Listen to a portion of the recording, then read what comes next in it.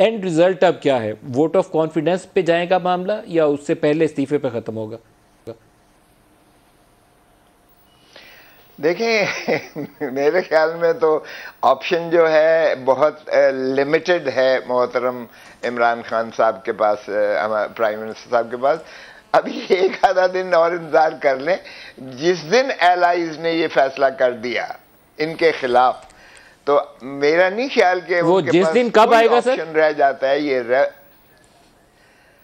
एक दो दिन मैंने कहा जरा इंतजार कर लीजिएगा।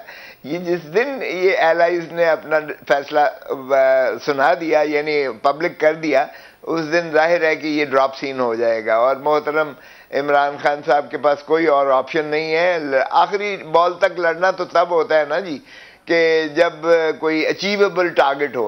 जब टारगेट अचीवेबल ही नहीं है तो आखिरी बॉल तक क्या ये लड़ेंगे और क्या इलेक्शन लड़ेंगे? वो फिर खोसा साहब, कहा जाता है कि 24-25 मार्च को इत्तेहादी अपना ऐलान कर सकते हैं। क्या आपको भी तवक्को है कि 24-25 मार्च को इत्तेहादी ऐलान करेंगे? वेल मेरी नज़र में 25 is the deadline. 25 is the deadline. 25 तक या 25 से पहले हो जाएगा, मगर 25 इज द डेडलाइन।